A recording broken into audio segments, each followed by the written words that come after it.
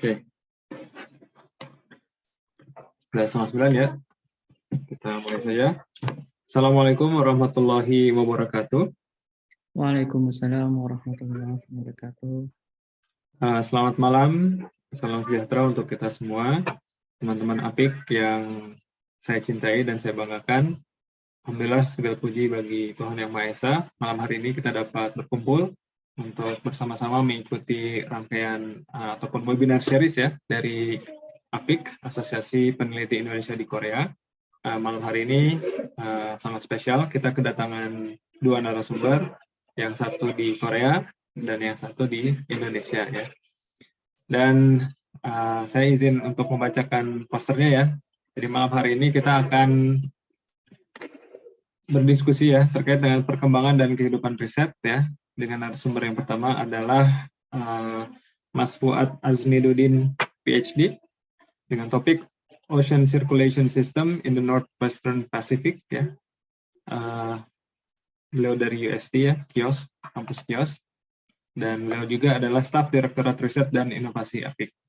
Kemudian nanti yang kedua ada dari Mas Adam Febrianto Nugraha, PhD juga, A Researcher's Journey Home, Overcoming the Challenges of Reverse Culture Shock. Ya.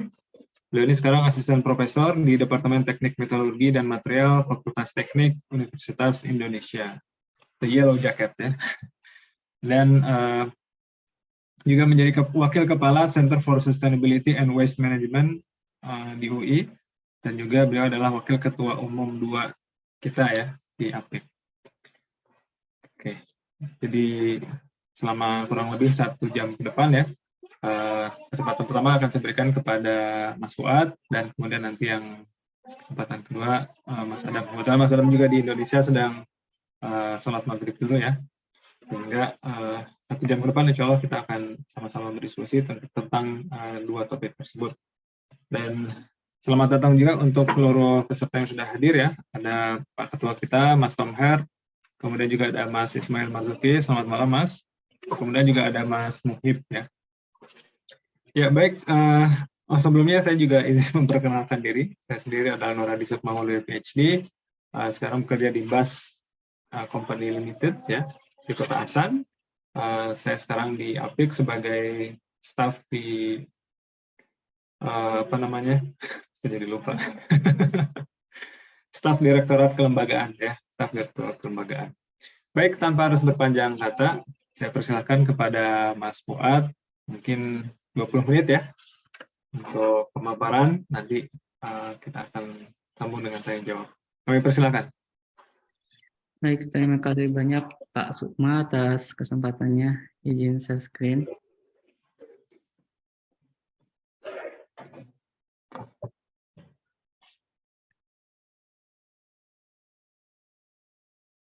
Oke, apa sudah terlihat?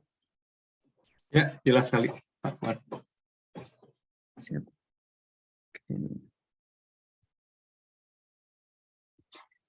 Oke, bismillahirrahmanirrahim. Assalamualaikum warahmatullahi wabarakatuh.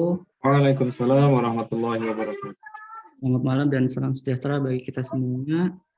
Pertama-tama izin perkenalan, saya Fuad Azmiduddin dari UST KIOS School Busan di APIK sebagai staf Direktorat Riset dan Inovasi.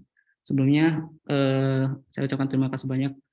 Yang pertama pada Ketua APIK yaitu Pak Tom Hert, kemudian Pak Moderator Pak Sukma, kemudian pembicara yang lain Pak Adam dan hadirin semuanya.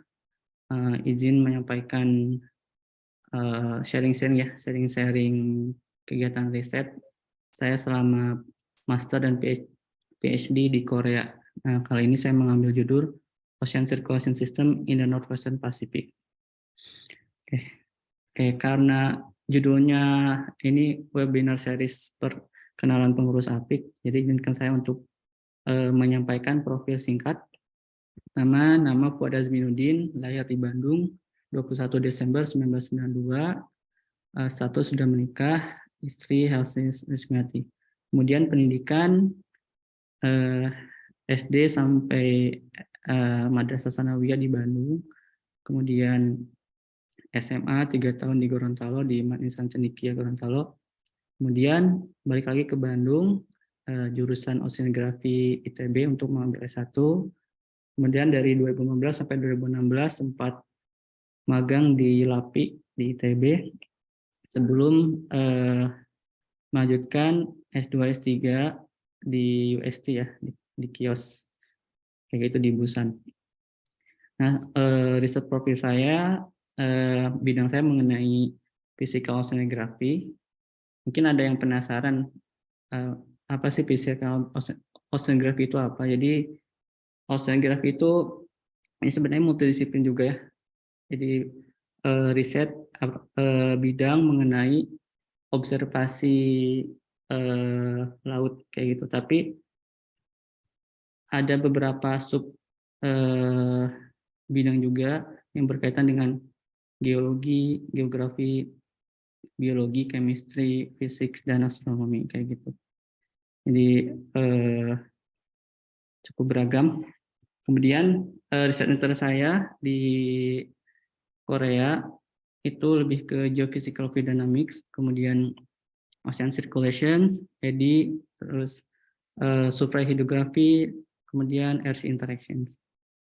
Untuk publikasi ya mungkin dibanding teman-teman relatif tidak terlalu banyak ya.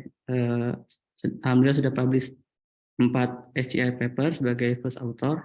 Kemudian saya juga berkesempatan untuk menjadi reviewer di Journal of Geophysical Research Oceans dan juga di Frontiers in Marine Science. Kemudian alhamdulillah selama S2 S3 di Kios mendapatkan kesempatan untuk survei lapangan ya, atau biasa kita sebut hydrographic survey. Itu beberapa kali. Yang pertama tahun 2017 sampai 2020, jadi setiap tahun berkesempatan survei ke Pasifik itu menggunakan kapal Isabu seperti yang sebelah kanan atas ini. Kemudian dari 2020 sampai 2021 ke Jeju Strait itu menggunakan kapal Iodo yang paling bawah, sebelah kanan bawah. Kemudian terakhir 2021 ke Yellow Sea menaiki kapal Onuri. Jadi ini semua kapal milik Kios ya.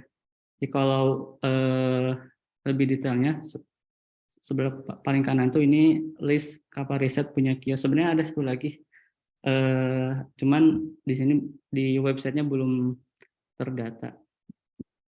Jadi Isabu ini kapal riset yang paling besar dan paling canggih saat ini yang dimiliki Korea sekaligus kayak gitu. Selain Isabu ada juga kapal riset canggih juga yang dimiliki oleh Kopri. Itu kayak riset center mengenai oceans di daerah kutub kayak gitu. Namanya itu Auron Research Vessel kayak gitu. Oke.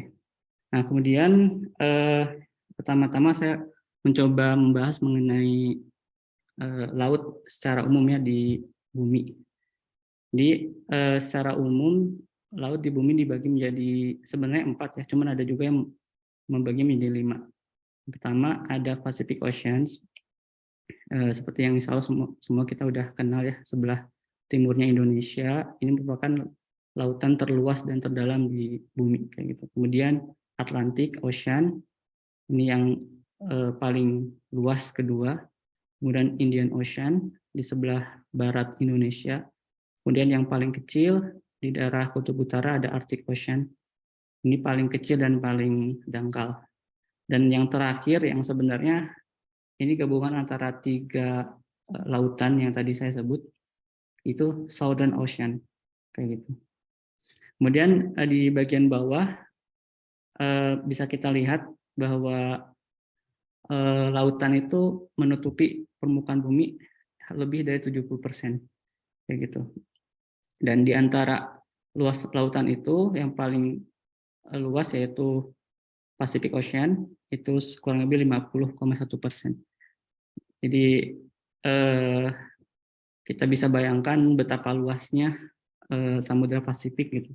Dan tentunya selain luas juga mempunyai impact yang begitu penting untuk iklim secara global gitu. Tidak hanya di daerah Pasifik tapi iklim secara global kayak gitu. Kemudian ada juga ini rata-rata kedalaman masing-masing lautan berkisar sekitar 3.000 meter ya kayak gitu. Ini lebih jelasnya ini kayak persentasi luas permukaan bumi berdasarkan kedalaman. Jadi kalau di daratan itu seperti kita ketahui ya paling tinggi itu Mount Everest kita 8.800 meter. Nah, untuk daratan sendiri kalau di total di rata-ratakan itu rata-rata ketinggian itu 840 meter. Sedangkan kalau lautan kalau di rata-ratakan itu kedalamannya sekitar 3.000 sampai 4.000 meter. Dengan kedalaman terdalam itu Mariana Trench lebih dari 11.000 meter atau 11 kilometer kayak gitu. Ini sebagai gambaran umum aja. Nah, kemudian mengenai arus itu sendiri, pertama kita perlu tahu dari mana sih sumber energi pergerakan air di lautan gitu atau fluid secara umum. Nah, jadi sumber energi utama untuk pergerakan fluid di bumi baik di atmosfer berupa angin maupun di lautan berupa arus yaitu sinar matahari. Matahari. Kalau kita lihat di gambar sebelah kanan atas, kita misalkan yang hijau ini bumi, kemudian ini adalah sinar matahari. Nah, di bagian ekuator itu bagian yang paling tinggi intensitas sinar matahari, sehingga daerah ini daerah yang paling hangat ya. Sedangkan daerah kutub daerah yang paling rendah intensitas matahari sehingga daerah yang paling dingin. Nah, daerah dingin ini menyebabkan tekanan di kutub utara maupun kutub selatan yang tinggi, sedangkan di ekuator tekanannya rendah. Nah, ini menyebabkan adanya pergerakan angin dari daerah kutub ke daerah selatan, ke daerah ekuator ya, kayak gitu. Nah, ini secara simpelnya seperti ini. Ini daerah kutub yang mempunyai tekanannya tinggi menyebar ke daerah ekuator gitu. Terus kemudian di ekuator karena ada pertemuan dari barat sama dari utara sama selatan terjadi upwelling ke atas terus menyebar lagi. Ini kalau kondisinya bumi ini tidak berputar gitu. Tapi faktanya kan bumi kita tuh berputar sehingga pergerakan angin juga tidak sesimpel ini gitu, lebih rumit. Bahkan sebenarnya di alam ini lebih rumit daripada ini. Jadi ini sebagai simplifikasi ya. Jadi ada angin pasat timur, angin pasat barat, angin antipasat ya, bukan angin antipasat, kemudian angin pasat daerah kutub kayak gitu. Nah, begitu juga dengan di laut. Nah, di lautnya karena adanya daratan, jadi aliran massa air itu lebih kompleks lagi kayak gitu, lebih kompleks lagi. Nah, secara umum arus laut itu bergerak karena yang pertama perbedaan densitas atau oleh angin kayak gitu. Nah, untuk perbedaan densitas ini, nah sekarang di bidang oceanography dikenal dengan adanya istilah global conveyor belt circulation atau thermohaline circulation, yang dimana seperti yang tadi saya sebutkan daerah kutub itu daerah yang temperaturnya rendah dan juga untuk salinitasnya itu tinggi. Kenapa bisa tinggi? Karena kan daerah kutub itu daerah yang ada sering terjadi pembukuan di permukaan laut, sehingga ketika air laut itu di permukaan membeku, salinitasnya menjadi tinggi kayak gitu. Nah, hal ini menyebabkan densitas di daerah kutub ini tinggi dan tekanan juga tinggi. Jadi secara umum di laut juga aliran massa air itu mengalir dari daerah kutub ke daerah ekuator. Tapi Tidak sesimpel itu. Ini hanya konsep umum aja gitu. Konsep umum. Nah, untuk yang jenis yang kedua itu arus laut yang dibangkitkan oleh angin, kurang lebih sketsanya seperti ini. Jadi tadi ya seperti yang saya sampaikan, ada angin pasat timur di sini. Nah, angin pasat ini mendorong massa air di permukaan untuk bergerak ke arah barat. Jadi dikenal dengan North Equatorial Current, baik di Northern Hemisphere maupun di Southern Hemisphere. Ada Equatorial Current yang bergerak ke arah barat. Nah, kemudian di barat ini arus tersebut berpencar ya. Ada yang ke utara menjadi Kuroshio, ada juga yang ke selatan menjadi Mindanao Current. Cuman mungkin karena ini model yang secara umum, jadi di sini nggak ditulis ya. Nanti saya akan jabarkan model arus yang lebih detailnya kayak gitu. Ini hanya secara umum. Nah, kurang lebih seperti ini ya. Jadi ini daerah Northwestern Pacific, kemudian yang warna merah ini surface, kemudian warna biru ini subsurface. Nah, di surface ini seperti yang tadi saya sebut, ada North Equatorial Current yang bergerak ke arah barat.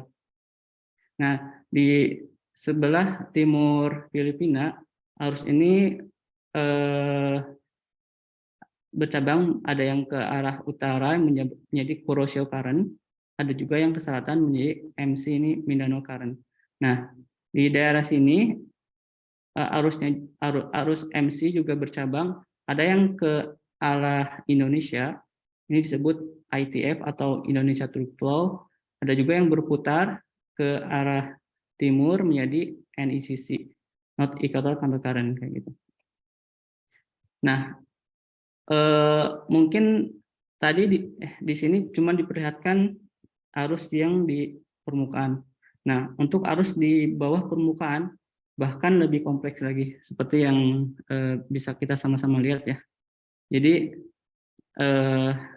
ada NEUC, North Equatorial Undercurrent, terus di daerah Filipina ada juga gitu, yang dimana arahnya itu berkebalikan dengan arus yang di atasnya kayak gitu.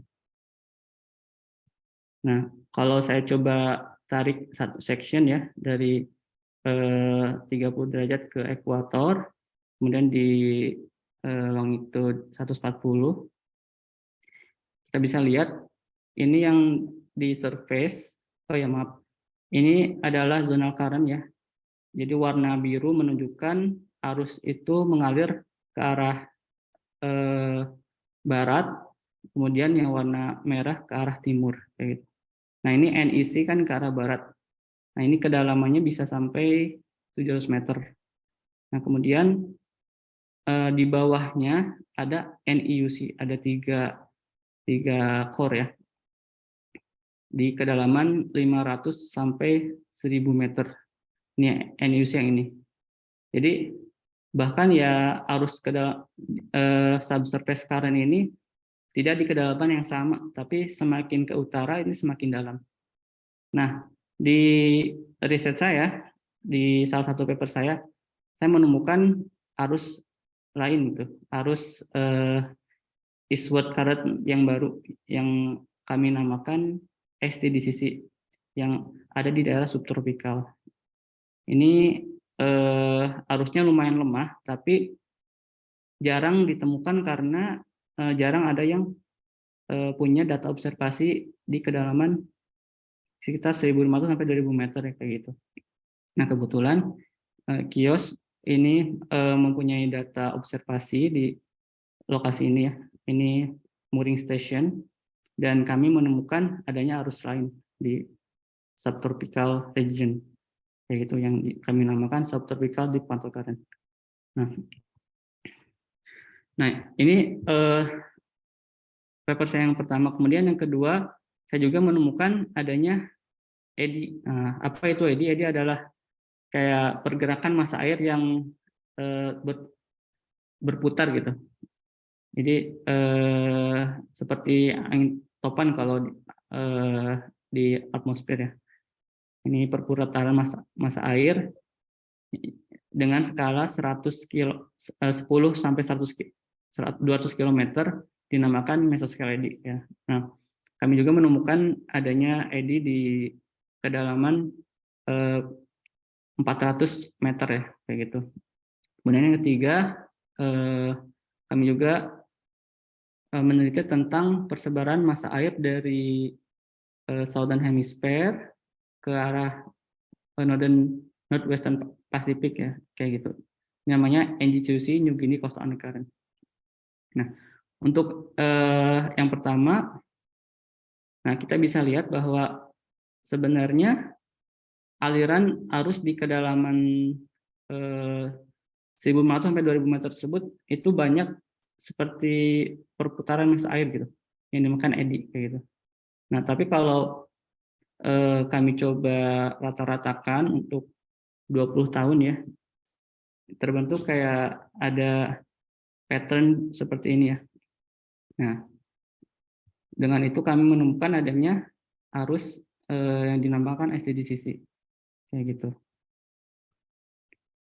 Jadi model arus ini sebenarnya udah kami simplifikasi, yang sebenarnya tuh di lapangan tuh sangat kompleks kayak gitu ya. Ada arus, ada eddy, ada gelombang juga, ada pasang surut dan lain sebagainya. Kemudian yang kedua, ini data hasil dari MURI EDCP. Kami menemukan adanya penguatan arus bawah laut yang dinamakan MUC, Mindanao Undercurrent kayak gitu, di seberang timur Mindanao Island kayak gini. Terus kami coba meneliti dari mana bagaimana terjadinya penguatan ini, dan kami menemukan adanya eddy yang kami namakan SI2 gitu, subtropical eddy 2. Nah, ini eddy-nya.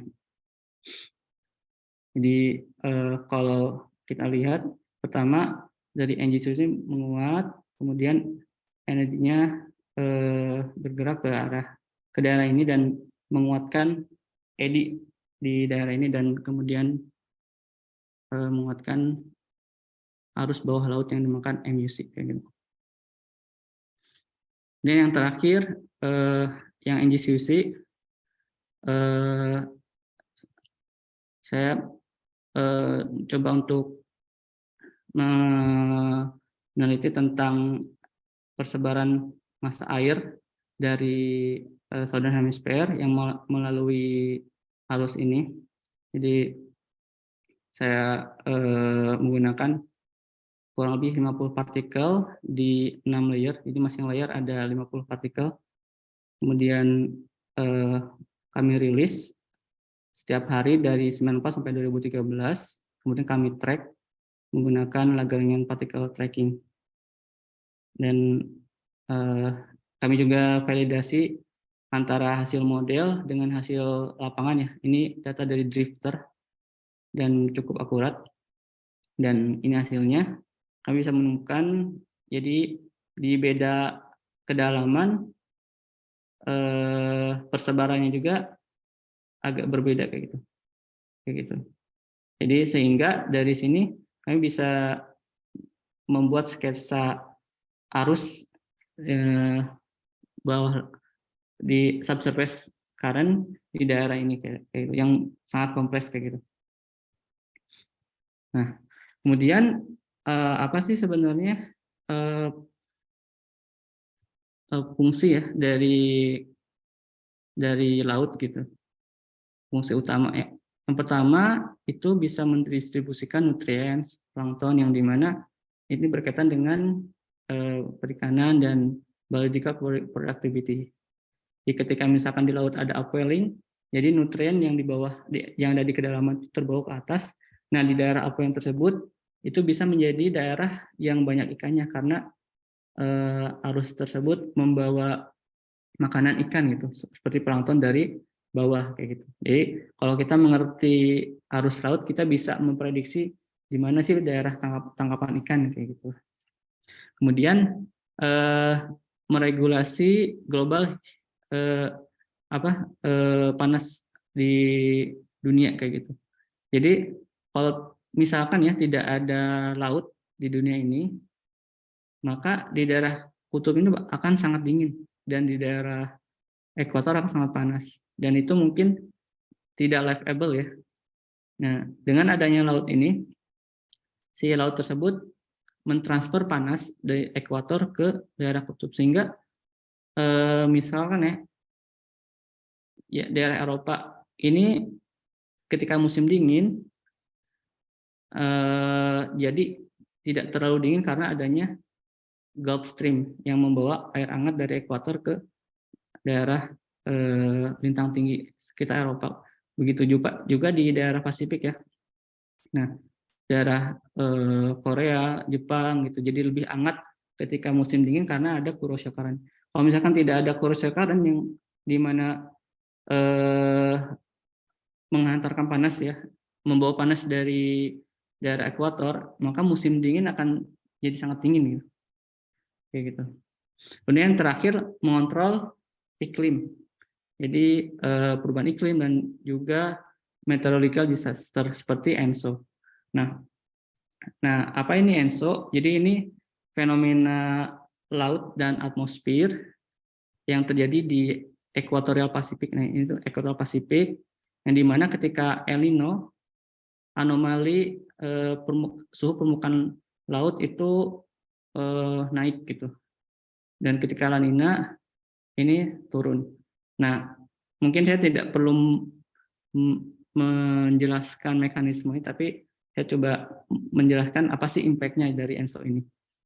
Nah, kita bisa lihat ini adalah impact dari El Nino ketika winter season, ini summer season. Dan ini impact La Nina, winter season, dan summer season. Nah, sekarang itu kita di tahun 2023 ya.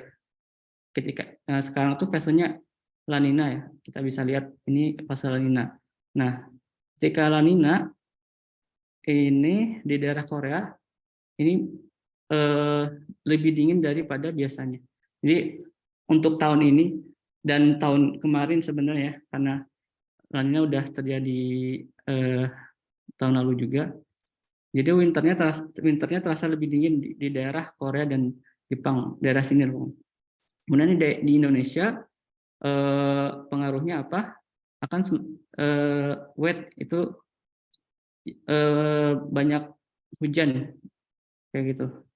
Jadi kita mungkin kemarin saya baru pulang di Indonesia, itu hampir setiap sore di daerah Jawa Tengah itu hujan deras kayak gitu.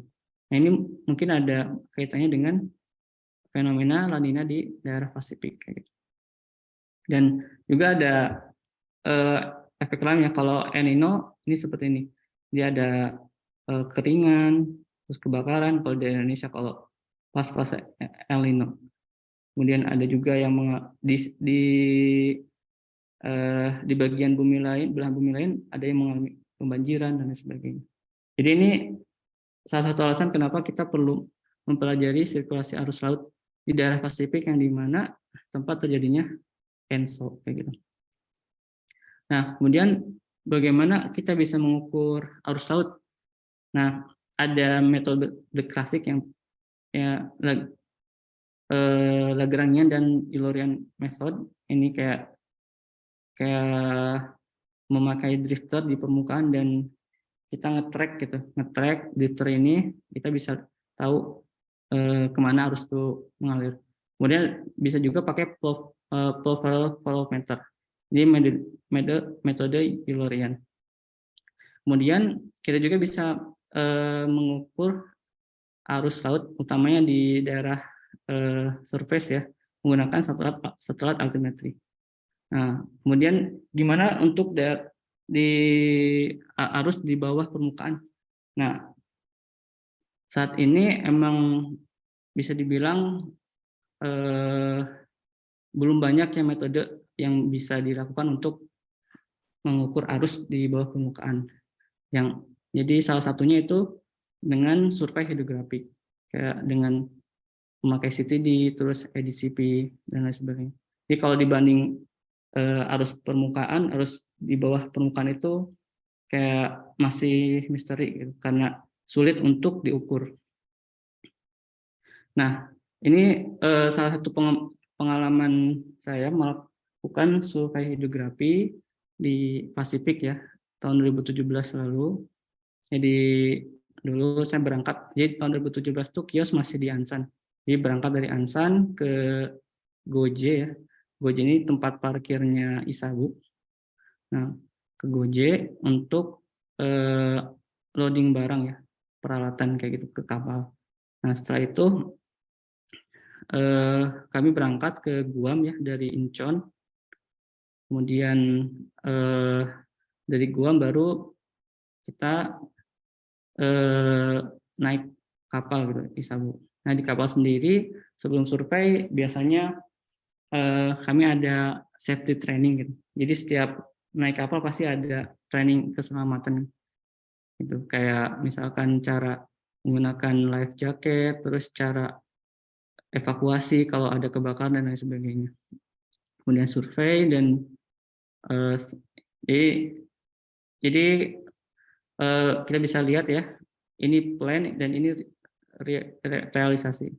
Jadi bisa aja berubah, ada yang cancel atau alat rusak dan lain sebagainya, atau karena typhoon itu bisa berubah kayak gitu. Kemudian ini alat ukurnya. Jadi sebenarnya tidak semuanya berkaitan dengan physical oceanography, ada juga yang mengenai biologi, ada yang atmosfer kayak gitu, ada juga geologi.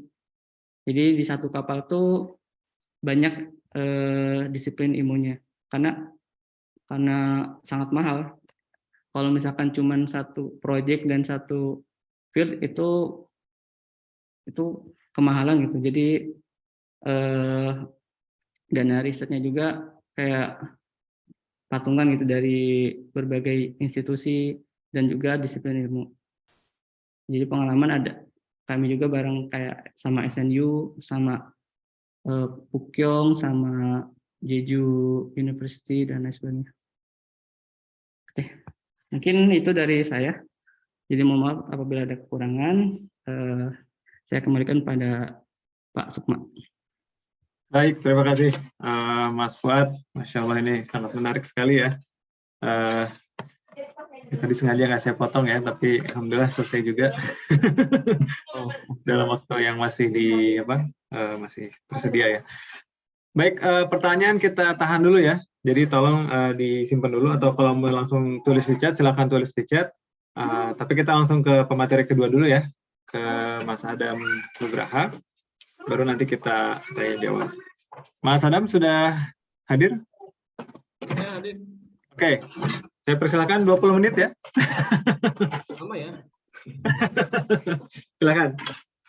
Baik, izin share screen dulu nih. Oke, proses.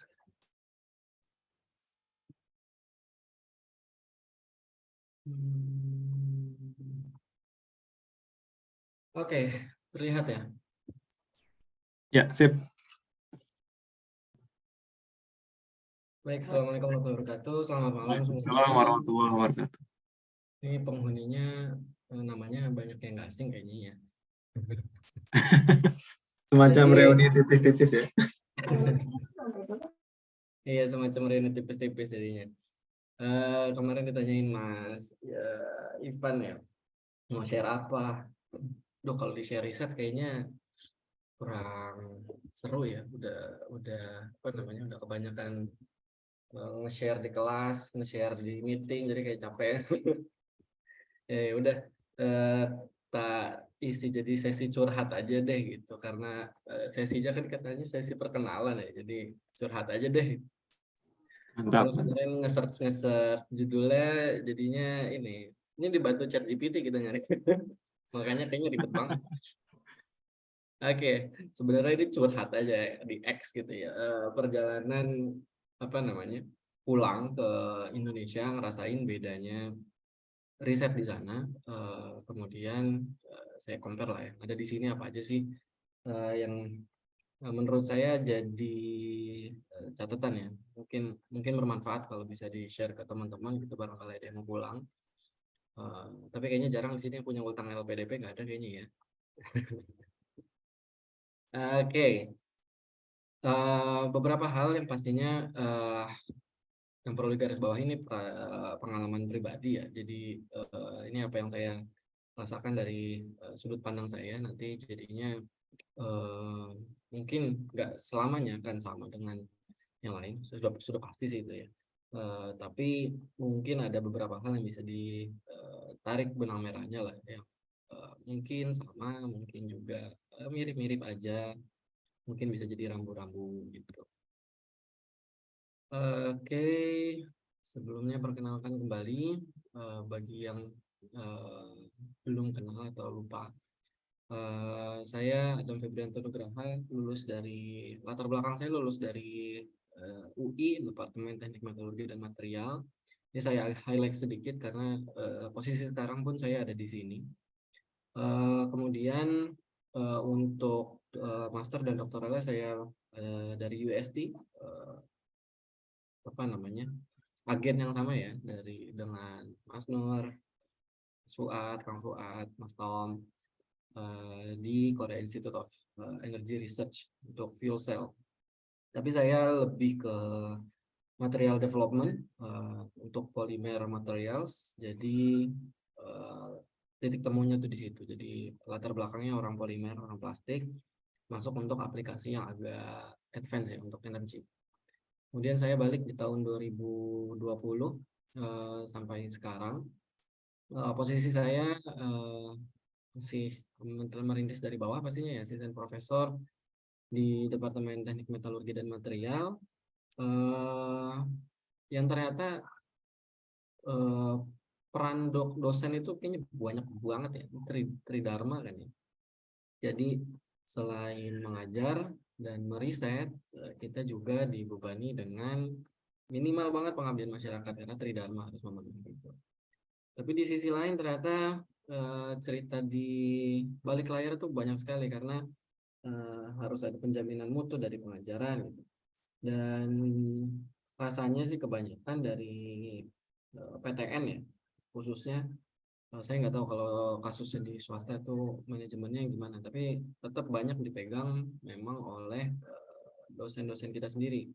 Mungkin kalau benchmarknya ke universitas di luar negeri yang lain saya nggak tahu juga sih, tapi kalau penuturan beberapa senior ya bagian manajemen pendidikannya itu khusus, orang khusus, maksudnya orang yang punya latar belakang di manajemen pendidikan. Tapi nggak juga, ternyata di kita tuh ya kita juga gitu kan, wakil dekan gitu mulainya, misalnya untuk urusan riset ya ditarik misalnya dari dosen jurusan apa atau departemen apa gitu. Jadilah saya juga diamanahi untuk unit penjaminan mutu akademik kalau bahasa Indonesia ya, di English dikit, quality assurance untuk education prosesnya. Bahasa lebih gampangnya lagi untuk proses akreditasi dan lain-lainnya. Ujung-ujungnya akreditasi. Terus penjaminan mutunya kayak standarisasi pendidikan, ISO segala macam gitu ya. Kemudian saat ini juga saya sudah dilimpahkan manah buat jadi kepala lab Green Polymer Technology, jadi lab riset yang ada di departemen. Kalau di kita itu ada dua jenis lab, jadi ada lab riset yang memang untuk riset, eksperimen segala macam, sama ada lab pendidikan. Yang ini biasanya untuk ini ya, praktikum mahasiswa ya, lebih ke arah sana. Jadi bedanya adalah kalau yang pengajaran, lab pendidikan itu biasanya sudah ada kegiatannya ya itu aja rutin untuk pengajaran, kemudian ada dananya dari dana pengajaran juga.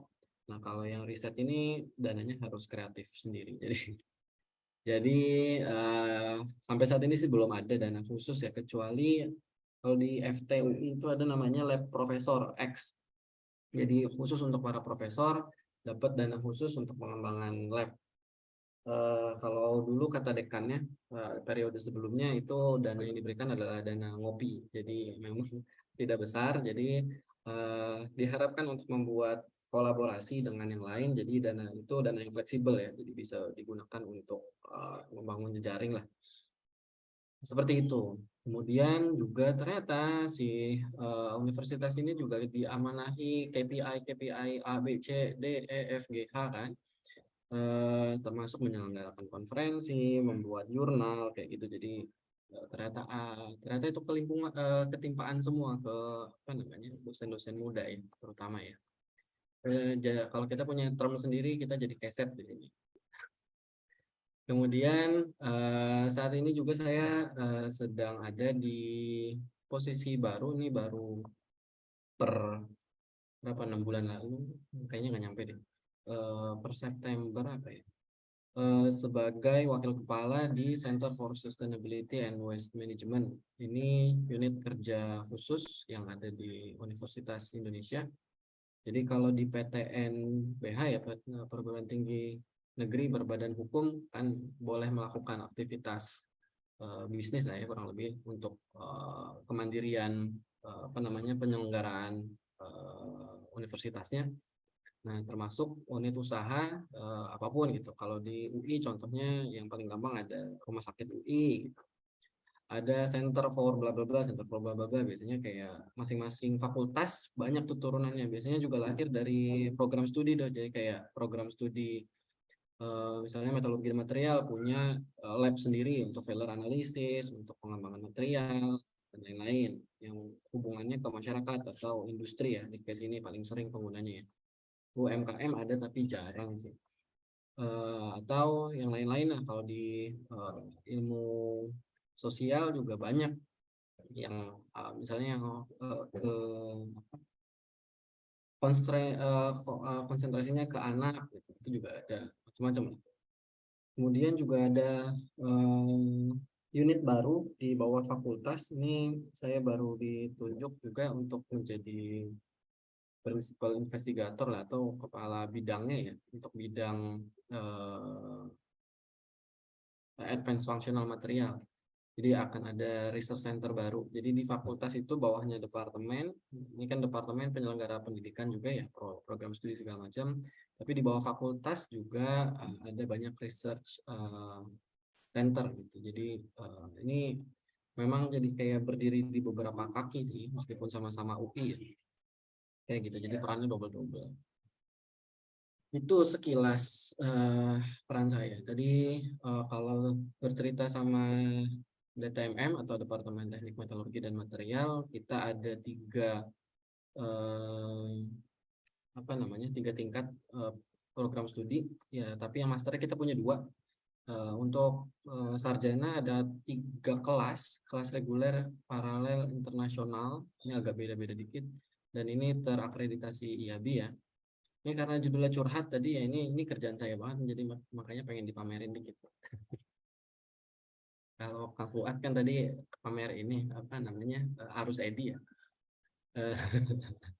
Terus ada master program di Teknik Metalurgi Material, sama-sama ada yang baru nih manajemen integritas material. Jadi ternyata tuh banyak juga pengguna dari industri yang lebih ke arah tentang risk based investigation dan lain-lain. Juga ada program doktoralnya.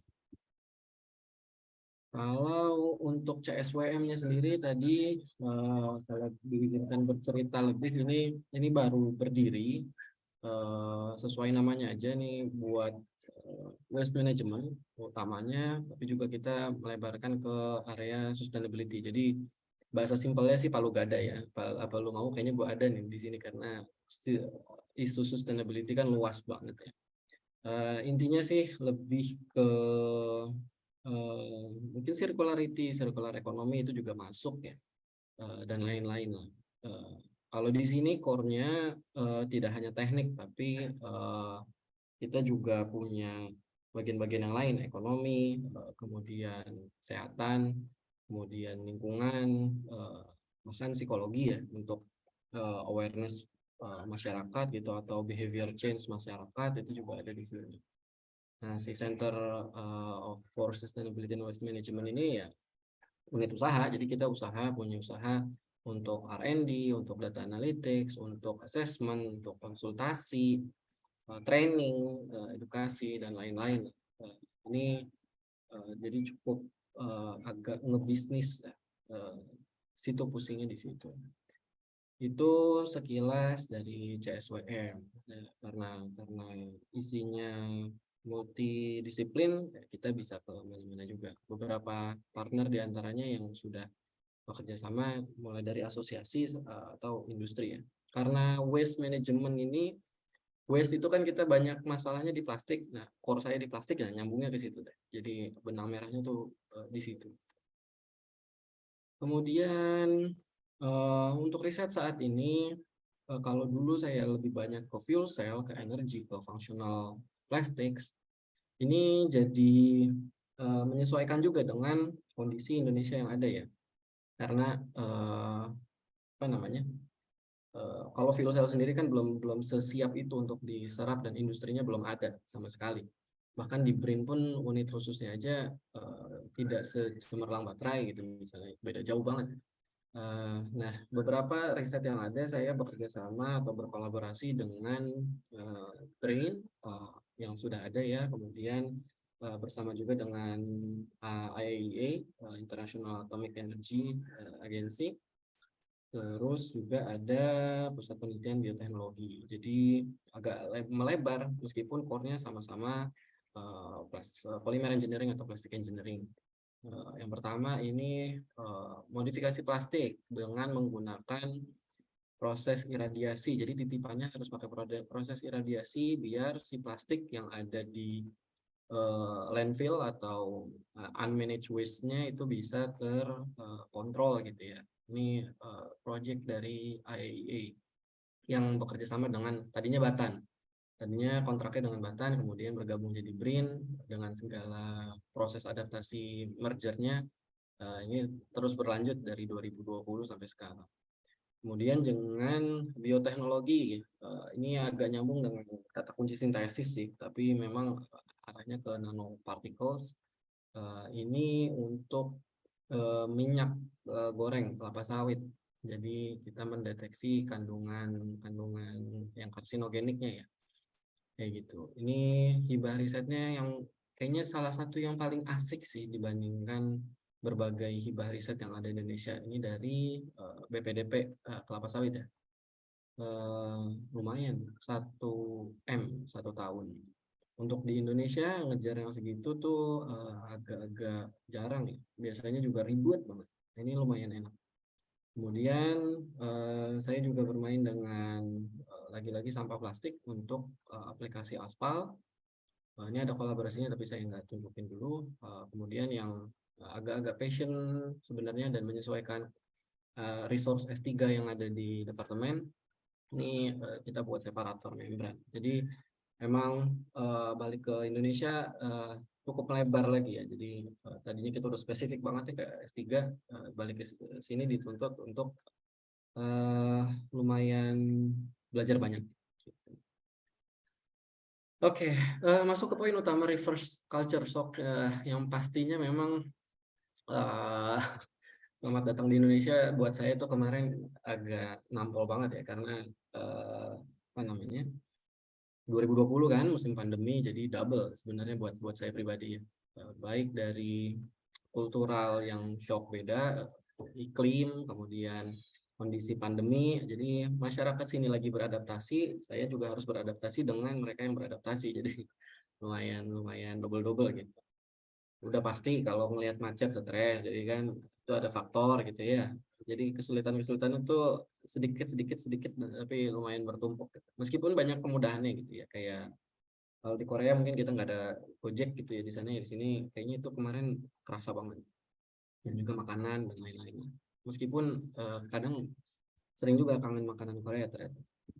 Oke, ini pemanis saja. Beberapa poin yang mau saya bahas itu kayaknya tadi saya bikin 4 poin utama deh. Culture shock yang akan pertama kali kerasa memang pastinya dari personal area ya, tadi pemanis di depan ya, untuk norma sosial, pola komunikasi, terus masalah on time atau enggak gitu kan, orang datang atau enggak, belum lagi keluarga, karena di sana kan kita jauh dari keluarga, pas di sini dekat sama keluarga itu agak shock juga. Terus kesehatan itu ini ya, apa, bakteri ya, kayaknya bakterinya di sini banyak banget deh, sama virusnya agak beda, jadi adaptasinya lumayan juga tuh. Finansial dan seterusnya lah. Bahkan sekecil kayak salaman aja awkward, karena kalau di Korea kan kita jarang salaman ya, kita nunduk doang ya, jadi agak-agak awkward. Tapi kemarin terbantu ya, ini salah satu terbantu karena COVID ya, jadi kita kan nggak salaman. Awkwardnya beda lagi, awkwardnya pas mau salaman yang fist bump gitu loh, yang nanggung nggak jelas gitu, itu juga awkward. Jadi ada awkward kecil yang terjadi di sini. Kemudian dari kerja ya, dari poin pekerjaan ini agak double sih. Kenapa? Karena kalau saya pribadi, saya lulus S3 kemudian balik, role-nya beda, role-nya sebagai lecturer dengan Tridharma tadi ya. Jadi yang pertama orangnya udah beda kan, apa namanya, pali-palinya orang Korea sama ya budaya yang di sini itu, pace orang di sini tuh udah beda gitu. Jadi mungkin kalau buat saya pribadi itu salah satunya jalan gitu. Jalan ngeliat mahasiswa tuh jalan kayak lambat banget, itu kayak lemes banget. Kayak gitu ada. Tadi ya, selain yang pribadi, kultur pribadi mungkin telat, mungkin apa namanya, etika kerja gitu kan. Kalau di sana mungkin kerjanya agak banyak lemburnya, di sini jam 4 udah pulang gitu kan, itu juga menambah poin kagetnya sih. Tapi selain itu tadi roles di sana dan di sini beda, jadi adaptasinya tuh double. Jadi ya kesulitannya tuh di situ. Ditambah lagi roles-nya kan beda ya, roles sama birokrasi segala macam itu bakal beda. Jadi nambah-nambah lagi. Jadi banyak yang harus dipelajari ulang di situ. Mungkin beberapa ada yang jadi lebih luas, tapi beberapa yang lain ternyata jauh lebih makan hati gitu, dari birokrasinya, dari proses apa namanya, tata kelolanya itu banyak lah. Mungkin kalau di sana berbasisnya IT, portal gitu, di sini basisnya WhatsApp gitu kan, dalam pelayanan masyarakat misalnya, atau dalam pelayanan perkantorannya pun begitu. Jadi banyak hal, ataupun portalnya agak aneh gitu ya, ya macam-macam. Ataupun ada portal tapi ternyata kayak nggak ada fungsinya, ya begitulah, macam-macam. Jadi dari personalnya kena, dari si culture kerjanya kena gitu ya. Apalagi mungkin yang biasa balik ke lab jam 10 malam gitu kan, atau jam 2 malam baru pulang, atau jam 2 malam baru datang, dan di sini lebih sore pulangnya, itu agak-agak beda. Fasilitas itu pasti ya kayaknya ya. Kalau di Korea kita punya fasilitas yang mungkin ada semuanya di dalam satu kota gitu minimal lah. Atau 95% kita bisa mendapatkan fasilitas eksperimen at least, atau 80% di dalam kampus, 15% di dalam kota gitu, misalkan tinggal titip ke institusi sebelah gitu kan. 5% mungkin kita baru cari institusi lain di luar kota gitu ya, ke Pohang kayak ke mana kayak gitu ya. Tapi kalau di Indonesia itu kayaknya, atau di Indonesia lah ya, semua itu scattered banget gitu. Mungkin kalau di BRIN ya jadi satu institusi BRIN, cuma ada BRIN yang di Serpong, ada BRIN yang di Cibinong, ada yang di sini, di sana gitu. Jadi fasilitasnya tuh ada, jadi kayak time itu ada, ini tuh ada, minimal ada sih. Yang saya bisa tangkap tuh kalau khususnya orang material engineering atau material scientist ya, itu ada tapi dikit. Jadi ada tapi di mana, tersebar. Jadi itu pasti pace kerjanya jauh lebih lambat. Kesimpulan saya di tahun pertama itu kayak to-do list yang biasanya saya lakukan di Korea 1 hari gitu, karena itu di sini tuh saya buatnya jadi kayak 1 pekan atau bahkan lebih. Jadi lumayan berat juga adaptasinya gitu. Meskipun pada akhirnya tadi karena multi roles jadinya tetap kewalahan juga sih. Itu. Tadi poin human resource ya. Human resource juga.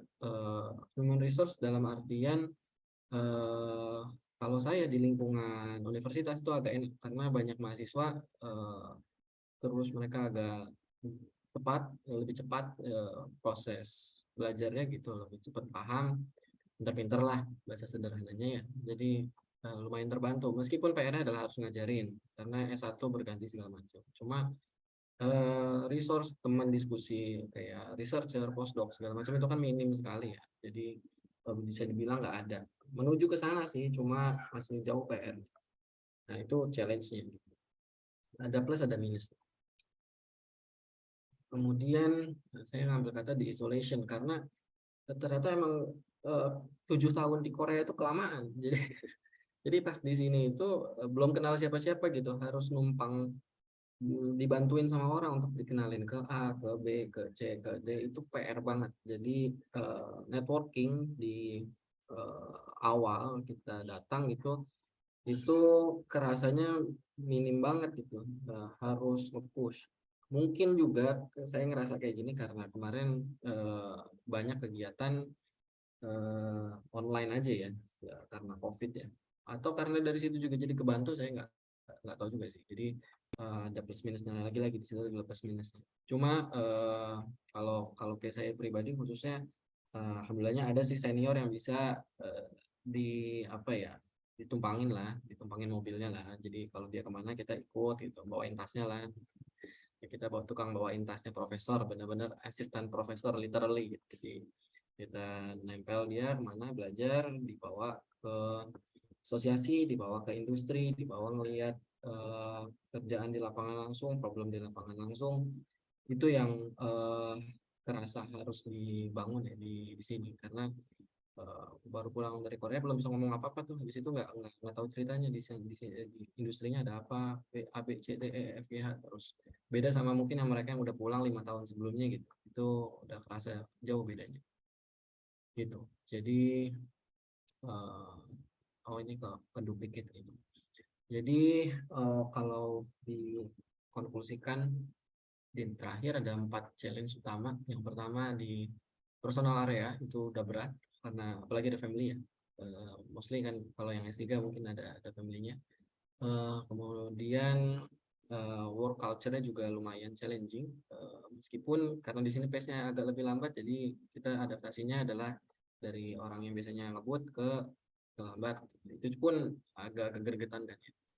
Kemudian masalah facility, bukan cuma tadi alat karakterisasi segala macam, tapi funding juga kan PR ya. Dulu biasanya tersedia macam-macam gitu. Kalau mau ngasih proposal juga dapatnya lumayan gede gitu kan. Yang postdoc pun mungkin ya belajar di sana dapat funding. Kalau saya lebih kaget lagi karena S3 nggak terlalu banyak pengalaman untuk nyari funding di Korea, tapi pas balik ke sini harus nyari funding, udah gitu fundingnya kecil gitu kan. Jadi agak challenge. Meskipun tadi saya punya senior yang bisa ngebantu banyak banget gitu, untuk belajar, dan juga networking itu case-nya sama. Tipsnya pertama ya take your time aja lah untuk adaptasi ya dimanapun pastinya ya. Terutama diri sendiri sih, maksudnya sama ibaratnya kayak pengumuman flight attendance kan. Kalau kita mau nyelamatin sebelah kita, ya kita dulu yang harus dikasih masker oksigen ya, baru ntar sebelahnya. Jadi to some extent kita harus menyelamatkan diri sendiri dulu agar tetap waras, kemudian agar tetap bisa on the track, kemudian baru cicil satu persatu apa yang PR yang harus dikelarin gitu satu persatu tadi. Kemudian culture ya mau nggak mau gitu, nggak bisa dipaksain banget juga. Kadang saya maksain beberapa hal, terutama ke mahasiswa gitu atau ke rekan kerja gitu. Jadinya mereka burn out atau mereka kayak ngerasa terlalu capek lah gitu. Itu juga nggak baik gitu. Kemudian ekspektasi harus di manage. Ini penting banget. Ditambah ya pasti inline dengan tadi pergaulan networking segala macam ya. cari bantuan. Ini terutama senior sih kayaknya ya, untuk banyak masalah yang bisa dibantu diselesaikan oleh senior gitu, karena beliau mungkin lebih banyak jam terbang, jadi pastinya tahu celah-celahnya gitu kan. Mungkin kebanyakan juga pengalaman dari luar negeri gitu, jadi tahu masalah kita ada di mana aja, jadi dibantu. Mudah-mudahan dapat ya. Dan nggak mesti dari satu institusi yang sama. Saya di sini beberapa menjadikan orang di institusi luar itu ya sebagai ini aja, mentor saya buat menjalankan riset dan lain-lain. Kemudian jangan takut untuk mencoba area-area baru, area riset baru tadi ya. Misalnya yang dulunya hanya advance material, pindah ke material yang biasa aja lah, yang nggak advance banget kayak dulu, atau benar-benar mungkin sesuatu yang berbeda. Tapi kalau faculty member mungkin harus diperhatikan linearitas, cuma pastikan tetap ada boundary yang kita masuk di dalamnya, tapi kita belum pernah megang gitu ya. Ya adalah sembari di situ build connections, karena aplikasinya kan pasti akan sangat banyak gitu ya, dan multidisiplinnya pasti akan sangat kebantu gitu. Kemudian jangan lupa untuk celebrate small accomplishment-nya, pencapaian kita apapun lah, itu harus kita bisa hargai untuk diri sendiri. Dan yang mungkin yang terakhir ini, kalau bisa sebelum balik ke sini ya harus dicek dulu peta konstelasi dari masing-masing bidang kita gitu ya. Ini kira-kira gue paling pas tuh kemana sih gitu kan. Pasti kan juga banyak prioritas ya di sana. Mungkin personal, area alasan personal, mungkin alasan karir, mungkin alasan yang lain. Terus di sana ada celah-celah, ada tantangannya apa, ada celah-celahnya apa, butuh belajar dari siapa, itu harus dicek lagi. By the time mapnya akan lebih jelas, karena mungkin di awal agak-agak lebih buram gitu ya, resolusinya jelek. Karena lama-kelamaan pas sudah jalan baru ada titik-titik terang, bisa diupdate gitu. Tapi kalau sudah ada bayangan dari awal itu lebih enak dibandingkan buta sama sekali. Oke, saya rasa itu aja dari saya. Terima kasih sudah mau mendengarkan curhat di malam hari ini. Kalau ada diskusi nanti kita bisa lanjutkan. Saya kembalikan ke Pak Nur Hadi Sukma. Terima kasih, Pak. Ya, baik. Luar biasa ini. Terima kasih, Mas Adam Nugraha ya. Ya, baik. Tanpa harus berpanjang lebar lagi, silahkan kalau ada yang mau bertanya, bisa nulis atau raise hand, open mic. Oh, malah ini narasumber yang bertanya nih. Oke, saya batasi 2 penanya aja dulu ya untuk termin yang pertama ini, karena kita juga sudah lebih waktunya sebetulnya, tapi nggak apa-apa karena kita luar biasa sekali ini diskusinya. Silakan Mas Fuad. Berarti nanyanya ke Mas Adam ya? Iya, nanya ke Mas Adam. Silakan. Oke. Ya, sebelumnya terima kasih banyak Mas Adam atas sharing-sharingnya. Kebetulan Pak Adam ini kan sama-sama UST dan sama-sama integratif, jadi kayak pengalaman, kan saya mau lulus kayak gitu. Ini pengen tahu. Yang pertama pertanyaannya, gimana sih pandangan mungkin kalau di UI dosen-dosen ya terhadap Pak Adam lulusan UST gitu. Apa udah dikenal gitu atau kayak gimana? Mungkin kalau dosen-dosen kan banyak yang lulusan Eropa atau Jepang atau kampus yang lebih terkenal gitu. Dari sana pandangannya seperti apa? Terus penasaran kalau Pak Adam itu daftar dosennya itu sebelum atau setelah lulus dari Korea ya? Oke. Itu lanjutannya tuh pengen tahu, kan integratif di UST kan nggak dapat gelar S2 ya. Apakah jadi dosen di UI itu bakal ada masalah? Maksudnya dosen di Indonesia secara umum bakal ada masalah atau enggak kayak gitu? Oke. Sip. Langsung aja. Soalnya ya. Oke, makasih Kang Fuad. Pertama, UST dikenal apa enggak? Enggak ada yang kenal. Enggak ada yang kenal. Susah. Kalaupun mau mengenalkan, kita biasanya kata kunci yang paling gampang itu kan ranking ya, ranking dunia ya. Dan secara formal kan itu yang diakui gitu. Jadi susah juga lagi kan kita ngomong itu drawback UST paling parah sih. Karena kita nggak masuk ke US, world ranking nggak masuk. terus yang lainnya juga emang ada yang masuk ya. Kalaupun ada kayaknya jauh banget kan, karena penilaiannya tuh based on Webometrics kali Mas. based on jumlah mahasiswa S1, lulusan gitu-gitu kan ada kayak gitunya ya. Jadi jauh banget gitu. Jadi kemarin tuh karena orang di FTUI ini kan, ini nyambung ke pertanyaan sebelumnya ya, proses pendaftaran dosen ya. Kan kalau proses pendaftaran dosen itu di masing-masing universitas punya kebijakannya masing-masing. Karena saya juga daftarnya dosen UI, pegawai UI, bukan PNS.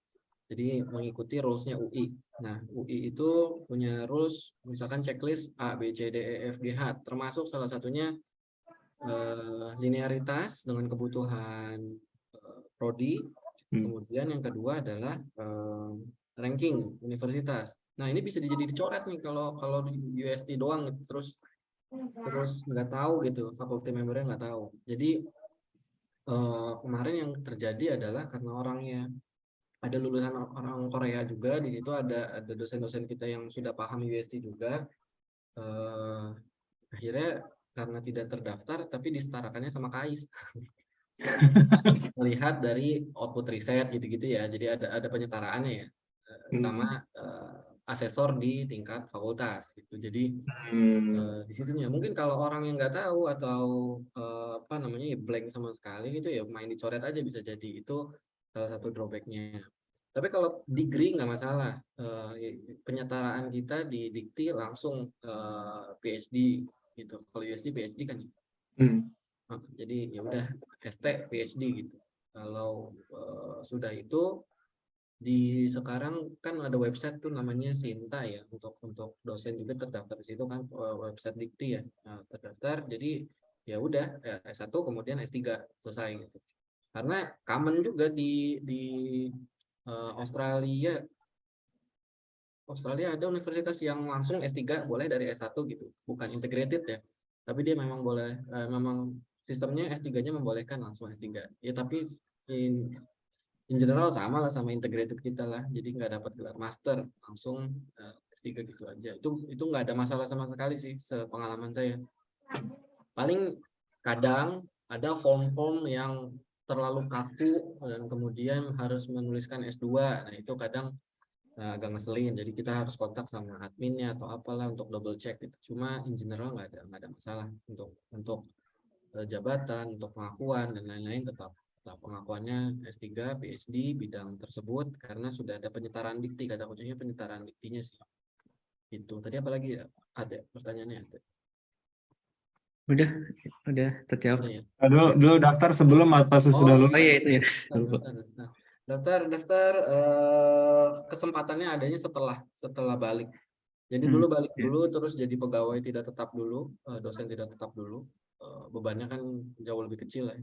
Dosen tidak tetap dulu sambil nunggu pembukaan, baru dibuka ya udah daftar gitu.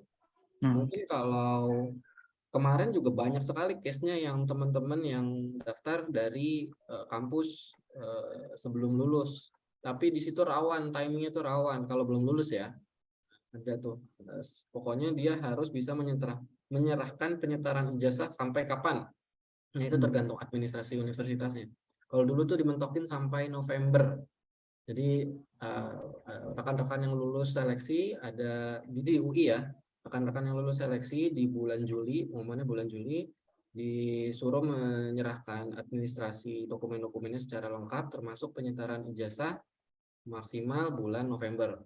Bisa September, Oktober, November, ada 3 batch dulu di case kami. Nah, itu kan kalau rekan-rekan yang lulusnya Agustus ke November, itu kan ini ya, mepet banget ya. Apalagi proses didik itu ada yang sampai 3 bulan, ada yang 1 bulan dapat gitu. Kayaknya case saya pun 1 bulan, saya 1 bulan dapat, itu pun 3 kali tektok, ada dokumen-dokumen yang kurang gitu. Itu hitungannya cepat sih karena setiap minggu ada progres, tapi itu pun sebulan gitu. Jadi rawan banget. Tapi bisa memungkinkan karena kalau di UI memungkinkan tes online. Tesnya lengkap, ada psikologi, ada TPA, meskipun ini saya agak sensi ya. Ngapain gue dites TPA lagi? Lu nggak percaya sama S3 gue?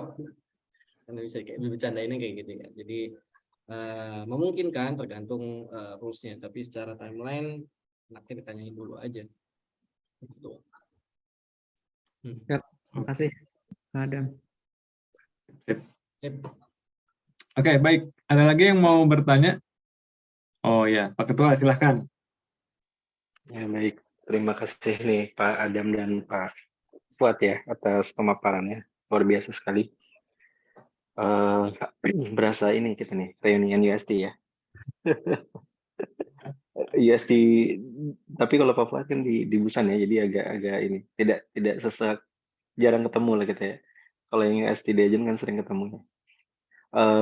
Baik, terima kasih ya atas pemaparannya. Nah, saya penasaran beberapa hal ya terkait riset atau yang dipaparkan tadi oleh Pak Fuad dan Pak Adam nih. Yang pertama untuk Pak Fuad dulu, kan kios dengan ITB ya, karena kan kebetulan Pak Fuad alumni keduanya ya, alumni kios sudah alumni ya, hampir alumni. Hampir. Insya Allah segera ya aninya. Iya, saya kan belum dipegang ya, jadi belum alumni ya. Tapi ya kios dengan ITB lah, kan memiliki kerjasama ya. Setahu yang saya tahu ya, ITB dengan kios ini memiliki kerjasama kalau nggak salah. Kios punya MOU ya atau riset center ya di Cirebon ya. Iya kan.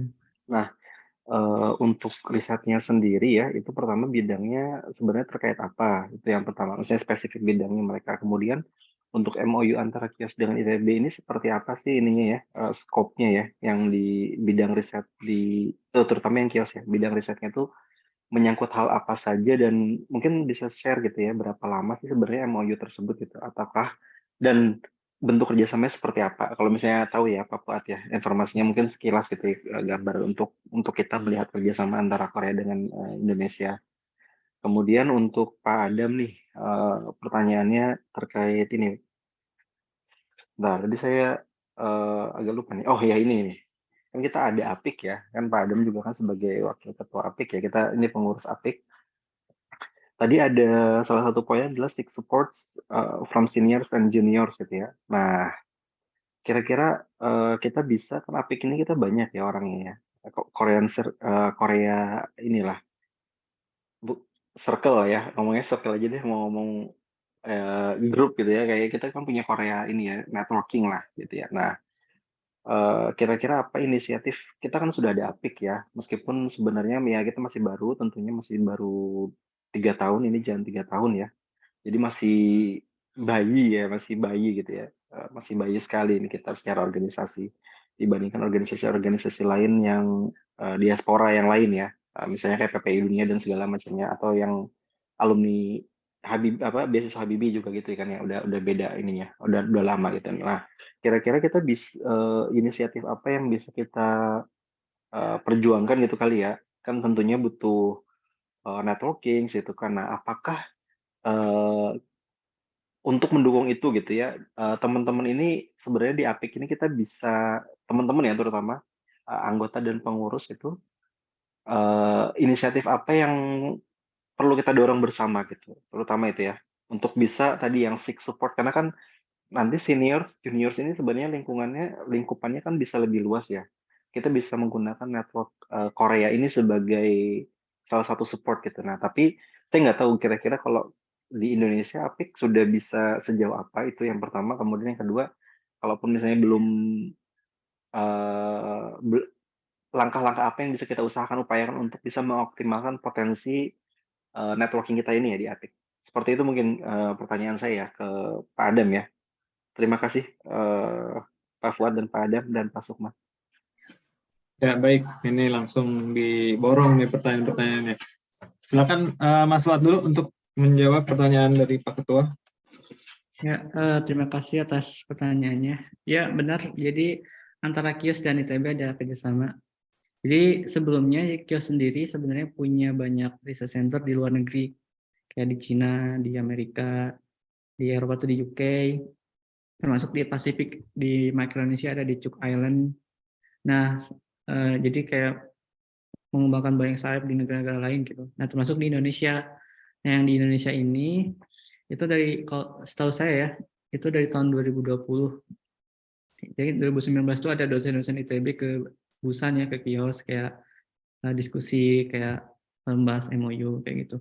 Nah, namanya itu MTCRC kalau yang di Cirebon tuh. Jadi Research Center Korea Indonesia yang ada di Cirebon, MTCRC. Nah, setahu saya karena saya bukan bagian MTCRC, jadi ada beberapa mahasiswa kios Indonesia yang beasiswanya tuh UST tapi dari MTCRC gitu. Ada beberapa, cuman kalau saya kan reguler gitu, jadi nggak tahu benar-benar dalamnya. Cuman setahu saya, pengamatan saya tuh ada banyak program yang utamanya riset ya, riset kelautan. Untuk topiknya itu berkaitan dengan kebutuhan Indonesia ya, kayak misalkan tentang sampah laut, kayak terus tentang misalkan pesisir pantai. Jadi sampai Korea juga menghibahkan kapal kecil untuk Indonesia untuk dijadikan tempat untuk pendidikan mahasiswa oceanografi ITB dan juga untuk riset kayak gitu. Terus timbal baliknya Indonesia ke Korea itu, jadi Indonesia mengirimkan mahasiswanya ke Korea gitu di sekolah di USD gitu salah satunya. Ya itu dari Korea ke Indonesia dan Korea juga butuh peneliti gitu, mahasiswa researchers dari Indonesia kayak gitu. Itu sih setahu saya. Termasuk juga ada workshop gitu, kayak setahun sekali yang undang nggak hanya ITB ya, jadi kampus-kampus lain yang berkaitan dengan kelautan, terus ada yang dari Korea juga ke sana kayak gitu. Itu sih setahu saya. Oke, baik. Mungkin untuk yang detailnya ya, tadi scope MO-nya apa, berapa lama, dan seterusnya, mungkin kita bisa langsung kontak ke apa tadi, research center yang di Cirebon itu ya. Ada websitenya juga. Ada websitenya juga, oke. Baik, saya penasaran justru itu kapalnya udah sampai itu kan hibah tuh. Udah ada kapal kecil udah dari tahun kemarin atau 2 tahun lalu gitu. Udah ada ya, aman ya? Ada aman. Ya. Kecil itu maksudnya dari sisi ukuran atau kan tadi tuh ada banyak kapal tuh, itu kapalnya bukan kapal riset yang ada tempat buat tidur misalnya gede gitu, kayak kapal kayak speedboat gitu kecil gitu untuk ini aja kayak patroli, terus kayak mungkin peralatan oceanografi yang tradisional yang kecil-kecil kayak gitu. Kalau motivasi terbesarnya apa yang dari Korea ya? Kalau mereka menghibah dan segala macam itu? Kalau Data menurut saya, jadi kayak Korea, Cina tuh kayak banyak pengen kerja sama sama Indonesia karena misalkan supaya bisa riset di Indonesia juga, jadi bisa ngambil data dan sebagainya kayak. Soalnya kan kalau nggak kerjasama kan Korea nggak bisa istilahnya riset daerah perairan Indonesia, sedangkan perairan Indonesia itu kan sangat penting di kayak di antara Samudra Pasifik dan India kayak gitu. Menurut saya kayaknya kayak berlomba-lomba pengen kerjasama sama Indonesia, salah satunya supaya bisa riset kayak survei di daerah perairan Indonesia gitu. Karena kan di Indonesia itu ada ITF, Indonesian Truth Flow, yang dimana harus ini sangat istilahnya kayak penting berkaitan dengan climate change dan lain sebagainya. Nah kalau misalkan mengadakan peneliti Indonesia sendiri misalnya nggak ada kerjasama, mungkin kurang terinvestigasi kayak gitu, kurang SDM dan lain sebagainya. Jadi itu sih mungkin dari Koreanya supaya bisa masuk ke Indonesia kayak gitu. Oke. Mas Fuad, berarti itu tadi misalkan ketika neliti yang di dekat Filipina tuh, itu udah ada kerjasama dengan Filipina? Ya, jadi yang daerah yang dekat Mindanao tuh waktu itu ada dari University of Filipina ngirimin 2 mahasiswanya di kapal kayak gitu. Jadi pas bikin paper tuh harus ada nama profesor yang di Filipina, yang di paper saya tuh kayak gitu. Itu salah satu kayak gitu. Kalau yang di Papua Nugini berarti ada? Kalau Papua itu, kalau Kios sih belum ke Papua sih. Yang tadi yang Papua Nugini kan ada tadi tuh. Kalau itu saya pakai data, bukan data dari Kios sih, itu ada online. Itu kayak kerjasama lain, termasuk ya ada orang Indonesia juga. Ada kayak namanya itu NPOCE, bukan dari Kios kalau yang Papua. Datanya saya ambil ada open source kayak gitu. Berarti intinya setiap penelitian di laut seseorang atau yang di negara orang itu harus izin gitu ya? Harus ada izin, iya. Jadi nggak bisa asal ngambil data, misalkan daerah Jepang ya harus izin dari pemerintah Jepangnya untuk observasi data gitu. Kayak mancing ikan lah gitu. Kan kita nggak bisa sembarangan mancing kayak gitu. Pernah ada pengalaman disamperin apa gitu, yang pakai senjata gitu? Jadi kalau misalkan saya kan ke Pasifik kan pasti melewati daerah Jepang kan ya. Nah, sampai si kapal punya Jepang tuh kayak polisi lautnya Jepang tuh sampai nganter perahu kita. Takutnya kita misalkan buang sampah atau misalkan observasi di daerah perairan Jepang sampai udah keluar perbatasan Jepang sama Pasifik baru dia nggak ngikutin lagi kayak gitu, sampai kayak gitu. Jadi diawasi, diikutin gitu. Ya intinya selama itu lautnya punya orang nggak boleh gitu ya? Ya nggak boleh ya. Oke. Tapi kalau misalkan di Samudra Pasifik yang laut bebas aman ya? Itu aman ya. Aman. Oke. Ngeri-ngeri sedap juga ya. Oke, baik. Terima kasih Mas Fuad. Pertanyaan dari Pak Ketua untuk Mas Adam, silahkan. Ada ini langsung dikasih kerjaan ini. Bukan ditanya ini sebenarnya. Iya Pak Ketua. Kayaknya di sini emang belum ya. Belum, circle kita tuh belum kerasa ya. Maksudnya karena kekoreaannya lu gua ajak deh ke sini gitu. Itu belum kerasa sih kalau vibes kayak gitunya belum ada. Dan kayaknya tapi bisa deh, harusnya bisa.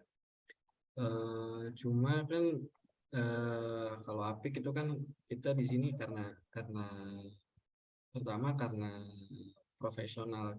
profesionalisme kita ya, maksudnya karena profesi kita lah ya, karir gitu dan seterusnya ya, itu faktor yang pastinya cukup besar. Tapi di sisi lain kekoreaan itu kan kayaknya lebih kekeluargaan ya, kekeluargaannya ya, karena kita pernah merasakan satu culture yang sama, kesulitan yang serupa gitu, itu kan ada feeling kayak gitu. Jadi ada dua reasoning mungkin circle Korea ini atau networking Korea ini bisa kuat. Pertama motivasi karir profesional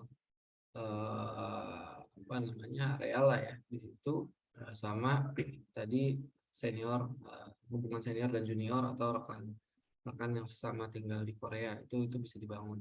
Tapi kalau sekarang ditanya posisinya gimana, kayaknya emang belum terasa ya, karena masing-masing kan punya kesibukannya masing-masing dan kita belum pernah ada tempat buat ngumpul.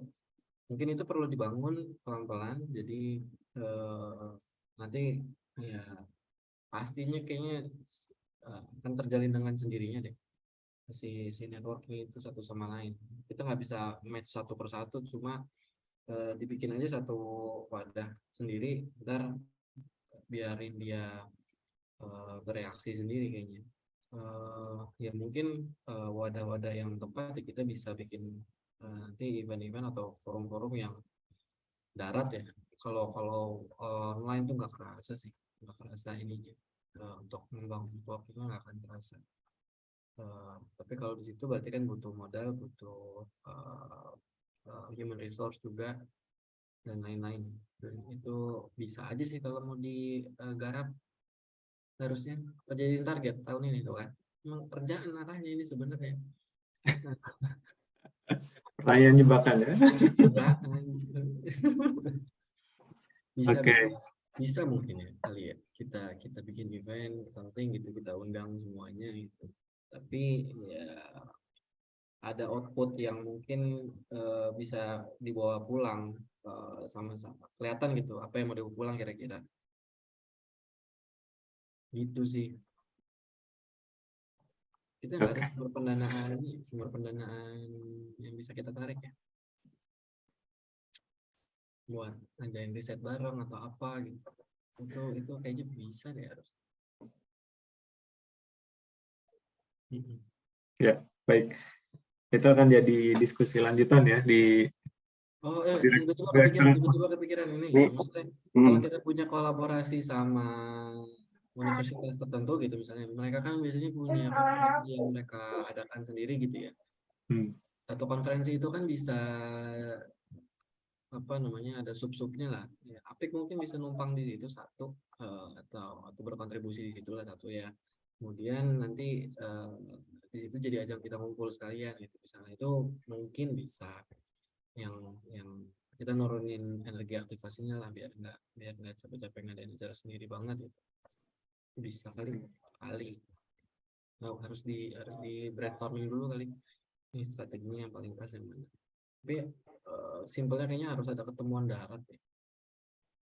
Dan mendengarkan pendapat mereka atau senior terutama ya. Kalau disoanin satu-satu di ini satu-satu itu nanti effortnya gede banget dan mungkin jadinya nggak semuanya bisa dapat kan, paling pengurusnya doang gitu ya, gitu kali Mas Tom. Siap. Terima kasih nih Pak Adam atas ini ya, masukannya ya dan gambarannya lah kira-kira. Jadi memang Korean vibes ini kurang ya, masih ya, belum ya. Masih K-pop aja sama K-dramanya nih yang Iya, karena lebih yang ke kenceng ya. sudah overwhelmed sama kerjaan sendiri kan, kebanyakan. Iya. Karena benefitnya mungkin masih belum nampak juga sih kayaknya ya. Kan yang utamanya di situ juga ya. Iya, Terlihat.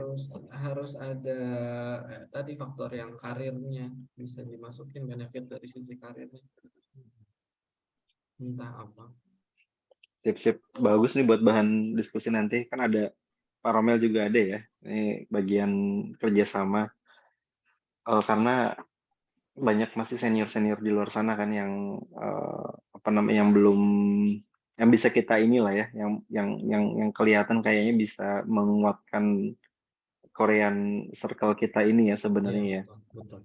kayak gitu. Cuman belum tampak. Tapi mudah-mudahan insya Allah nanti bisa lah lewat minimal dari APIK ya. Kalau dari asosiasi student kan udah bukan student ya, jadi memang secara alamiah rasanya udah lepas gitu. Meskipun kadang kan alumni asosiasi student ya itu bisa berkumpul. Kan kalau kita punya ya alumni UST kan kadang ya ada pertemuan kan di Indonesia ya.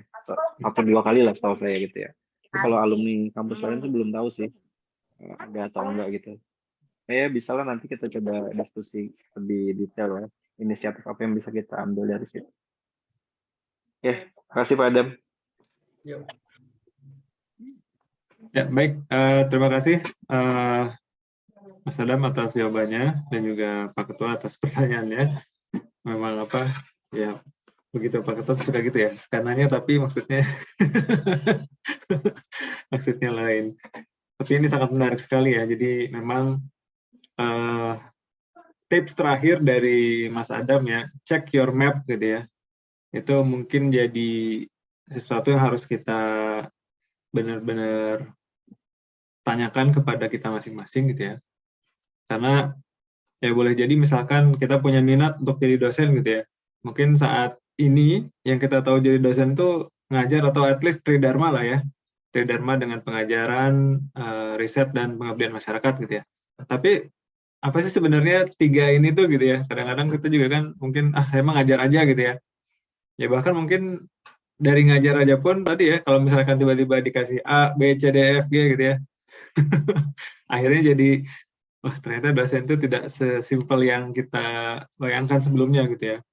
Bahkan mungkin kalau misalkan nanti misalkan ada yang dari BRIN bisa kita undang gitu ya. Ternyata kalau mau ngeriset aja gitu ya, ternyata BRIN lebih cocok gitu ya, atau institusi riset lebih cocok gitu ya. Mungkin seperti itu. Jadi memang check your map ini menjadi sangat penting. Sebagaimana Mas Fuad ya, check your wave gitu ya.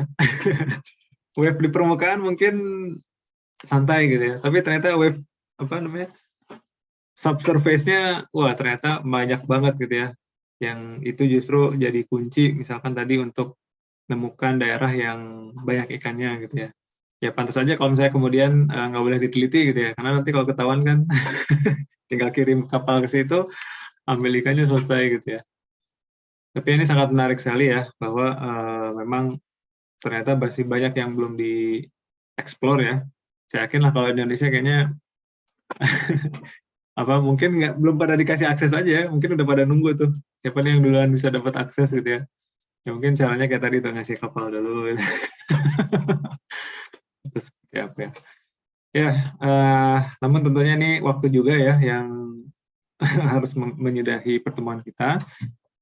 Mohon maaf ini jadi apa namanya molor ya dari yang harusnya selesai 9.30 waktu Korea, tapi sekarang sudah jam 10 baru kita bisa sudahi. Tapi tentunya banyak sekali manfaat yang insya Allah akan kita dapatkan. Kami ucapkan terima kasih yang sebanyak-banyaknya, terutama kepada para narasumber, ya Mas Fuad, PhD, Mas Adam, PhD juga. Semoga sukses dan tetap bisa menginspirasi, tetap bisa berbagi kepada kita semua. Terutama nih Mas Adam ya, ini bisa udah sah nih jadi mentor ya.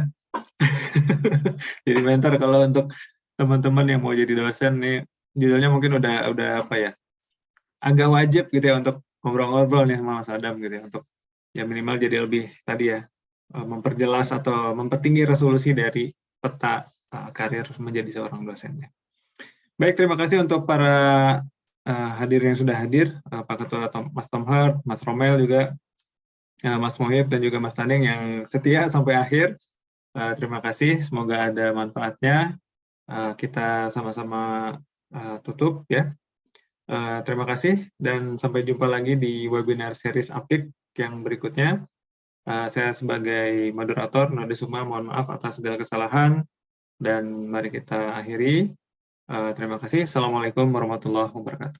Waalaikumsalam warahmatullahi wabarakatuh. Terima kasih semuanya. Selamat malam. Semuanya Ya, selamat malam nih. Ada Mas Taning juga. dari Jepang. Oke, kita stop recording.